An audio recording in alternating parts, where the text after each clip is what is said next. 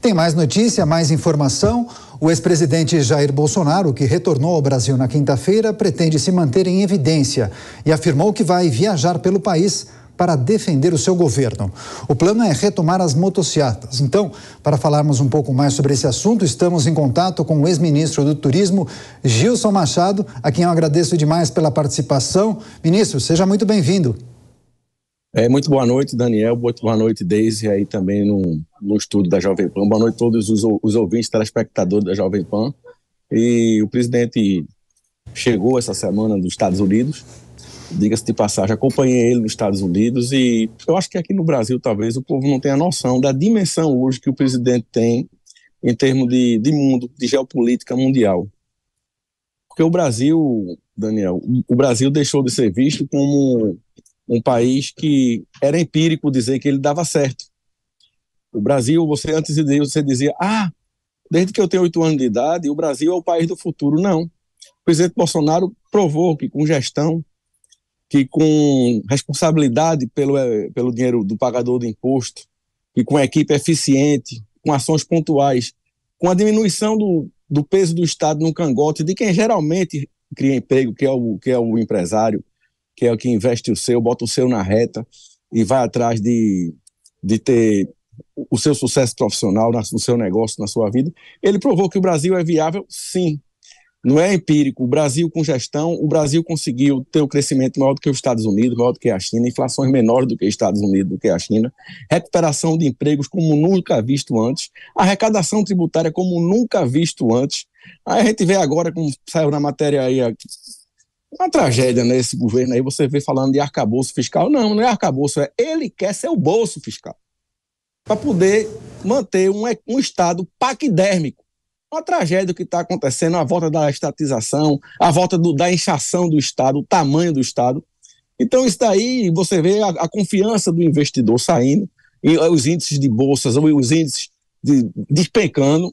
É uma tragédia, realmente, o que está acontecendo. E o presidente Bolsonaro, ele é um dos presidentes mais benquistos, diga-se de passagem, quiçá, da sua população no mundo. Onde você vai nos Estados Unidos, em todas as cidades que eu andei com ele, nós vamos talvez agora para Portugal, a gente vai ver, sim, como o presidente é um grande líder mundial hoje da direita. Não só da direita, como dos conservadores, dos cristãos e dos liberais, de quem quer a livre iniciativa, de quem quer a liberdade de imprensa, de quem quer a liberdade de internet, das redes sociais. E o presidente tem agora uma missão. Não é liderar a oposição, como ele disse, mas é liderar um bloco pró-Brasil. Certo. O presidente tem feito isso. O presidente, ele, apesar de não estar na presidência, mas eu rodei os Estados Unidos com ele agora em eventos importantíssimos. Por exemplo, nós fomos para a maior feira de turismo de natureza do mundo, a SCA em Nashville, Tennessee, turismo de caça e pesca. E lá ele fez questão de divulgar o Brasil, falar bem do Brasil e chamar o pessoal para investir no país dele.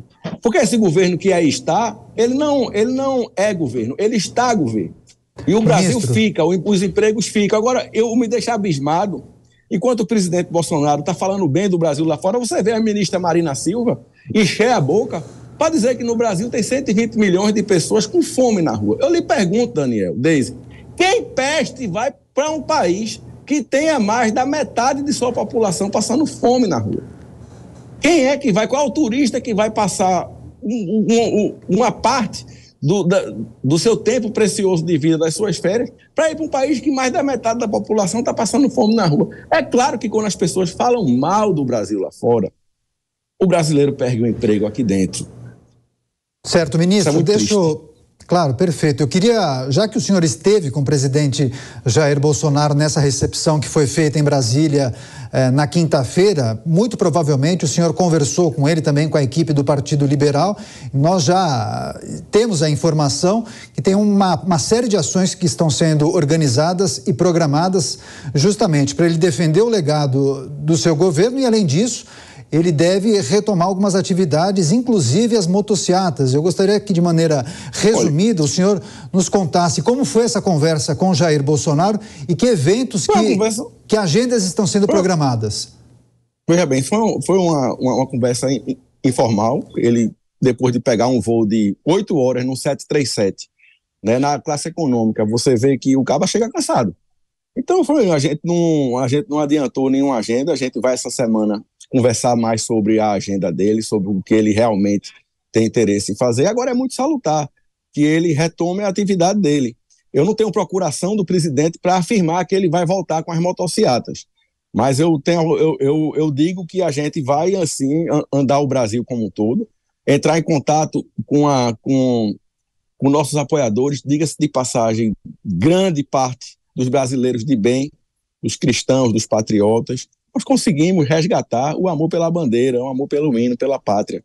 Isso daí ninguém tira da gente. E aonde eu não tenho dúvida, onde o presidente chegar, ele vai ser bem recebido.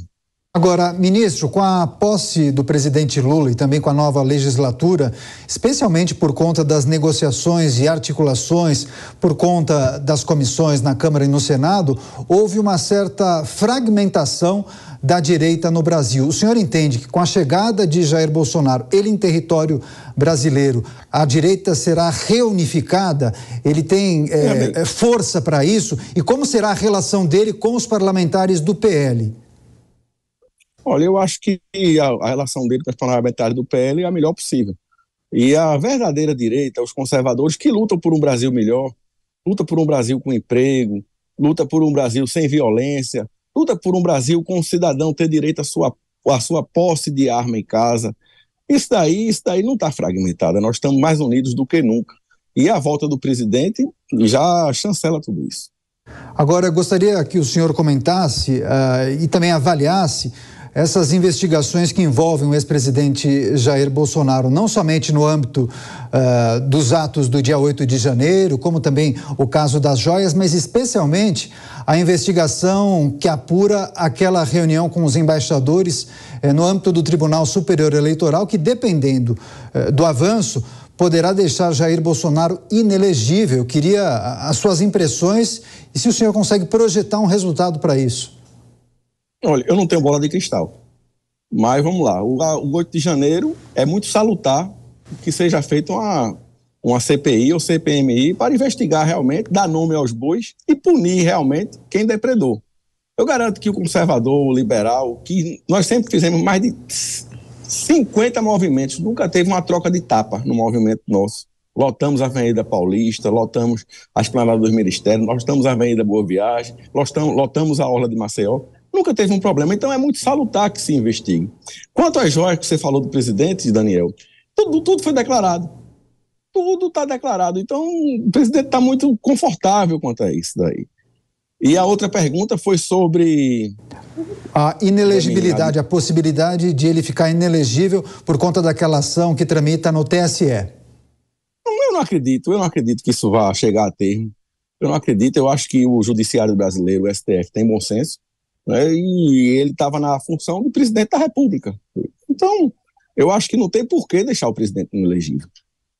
Agora, ministro, nós vimos, especialmente no governo de Jair Bolsonaro, ele apostando em novas lideranças, né? Ele lançou muita gente e pessoas que tiveram uma performance surpreendente nas últimas eleições. Talvez o grande case seja do ex-ministro da Infraestrutura, Tarcísio Gomes de Freitas, que disputou o governo do estado de São Paulo, ganhou, tirou o PSDB do poder, que estava há quase 30 anos, e ele tem esse faro para lançar pessoas que acabam tendo uma boa performance e desempenho em eleições. Quando perguntado sobre a possibilidade de Michele Bolsonaro disputar algum cargo executivo, ele desconversou, disse que falta um pouco de vivência.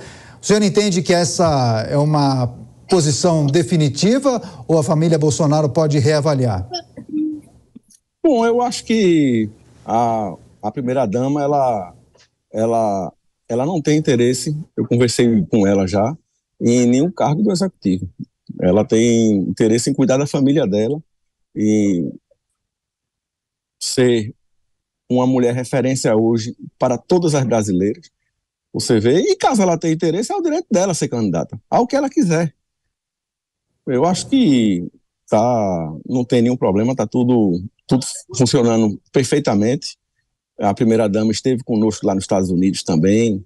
A primeira-dama estava com o presidente na hora do almoço lá. E eu não tenho dúvida que isso é uma decisão que vai partir dela e do presidente. Mas, de antemão, ela já conversou comigo que ela não tem interesse realmente, por enquanto, de fazer nada no Executivo. Perfeito. Agora, ministro, é importante lembrar à nossa audiência que o senhor é da região Nordeste, né? Tem uma atuação muito forte no estado de Pernambuco. E é importante lembrar para a nossa audiência também que o ex-presidente Jair Bolsonaro, quando candidato, quando tentava a reeleição, teve um desempenho espetacular em várias regiões, ganhou em praticamente todas, mas perdeu no Nordeste.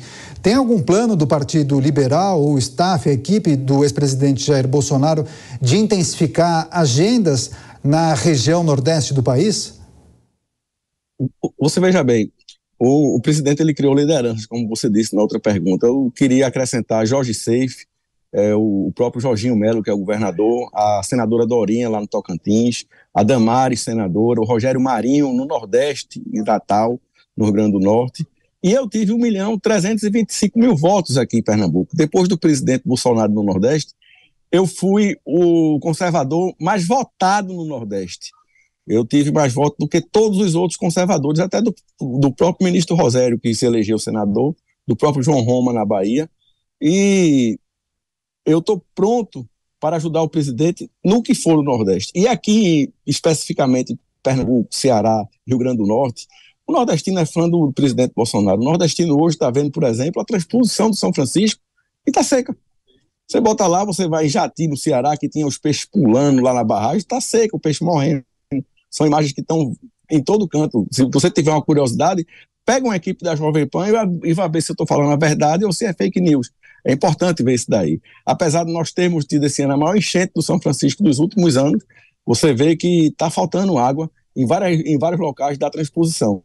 E o nordestino está vendo isso, o nordestino que viu o Auxílio Brasil, o nordestino que recebeu o auxílio emergencial na época de pandemia, o nordestino que viu o forró ser decretado Patrimônio Cultural e Material do Nordeste, o nordestino que viu o Porto de Maceió receber um terminal de passageiros, receber a Transturística, o nordestino que viu o Porto do Recife ser dragado, a Transnordestina. Então, é muito fácil daqui a 3, 4 meses a gente fazendo o que a gente precisa fazer, que é divulgar o que nós fizemos, comparar, a gente vai mostrar que o dinheiro do Brasil não foi para Cuba, não foi para Venezuela, não foi para países estrangeiros, como já estão querendo botar a mão no nosso dinheiro do pagador de impostos do Brasil.